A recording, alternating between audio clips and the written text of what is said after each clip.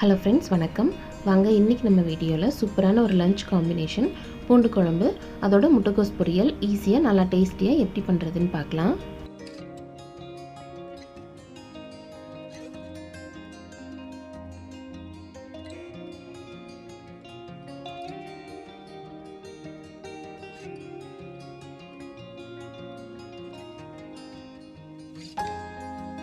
பூண்டு குழம்புக்கு தேவையான அளவுக்கு பூண்டு வந்து உரிச்சு எடுத்துக்கலாம்.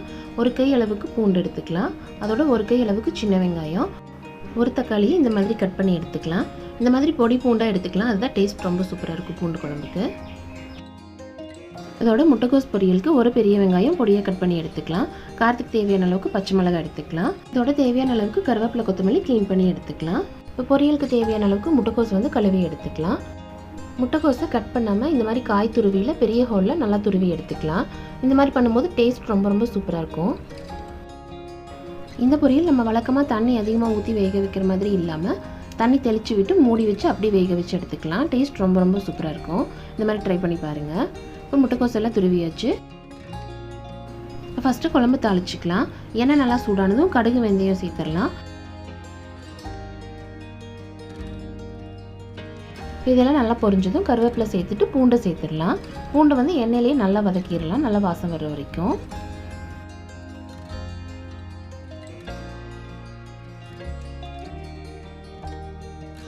ஒரு 2 நிமிஷம் பூண்டு நல்லா வதங்கினதும் சின்ன வெங்காயத்தை சேர்த்துடலாம். இப்போ இது ரெண்டையும் நல்லா ப்ரௌன் ஆக வரைக்கும் வதக்கிடலாம்.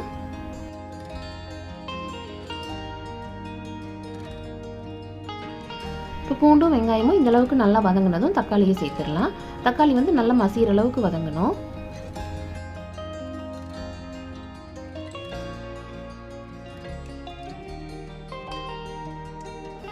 இப்போ தக்காளி இந்த அளவுக்கு நல்லா மசிய வதங்கினதும் காரத்துக்கு தேவையான அளவுக்கு குழம்பு தூள் சேர்த்துக்கலாம். அதோட கொஞ்சமாக மஞ்சள் தூள் சேர்த்துடலாம். இதையும் எண்ணெயிலேயே பச்சை வாசம் போகிற வரைக்கும் வதக்கிடலாம்.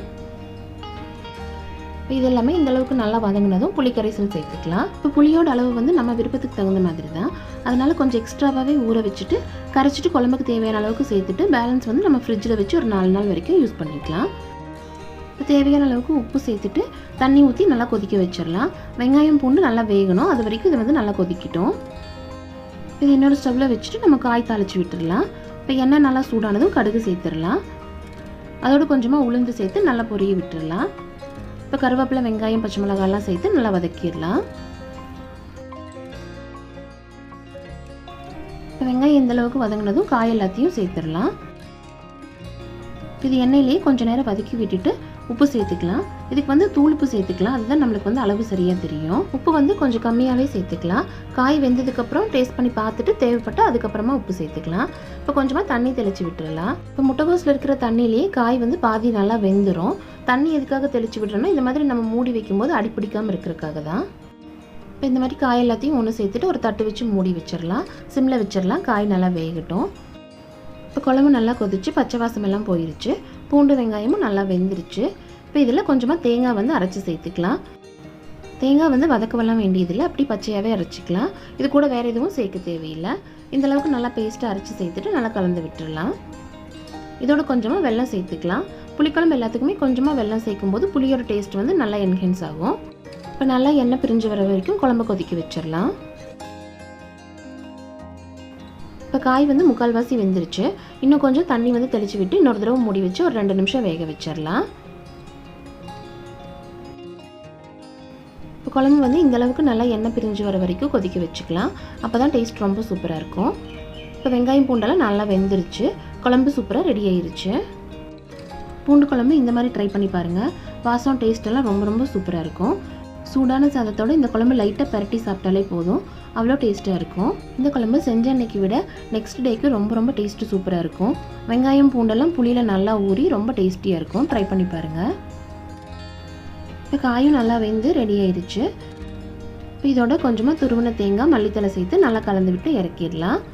இது இறக்குனதுக்கப்புறம் 1 ஸ்பூன் தேங்காய் எண்ணெய் சேர்த்து நல்லா கலந்து வச்சிடலாம். நல்லா வாசனையாக இருக்கும். அவ்வளோதான், சூப்பரான முட்டைகோஸ் பொரியல் பூண்டு குழம்பு ரெடி ஆயிடுச்சு. இந்த ரெண்டுமே சூப்பரான காம்பினேஷன் இருக்கும். கண்டிப்பாக ட்ரை பண்ணி பாருங்கள். செஞ்சு பார்த்துட்டு எப்படி இருந்துச்சுன்ட்டு கமெண்ட்டில் சொல்லுங்கள். இந்த வீடியோ பிடிச்சிருந்தா லைக் பண்ணுங்கள். உங்கள் ஃப்ரெண்ட்ஸ் அண்ட் ஃபேமிலிக்கு ஷேர் பண்ணுங்கள். மறக்காமல் நம்ம சேனலை சப்ஸ்கிரைப் பண்ணுங்கள். தேங்க்யூ.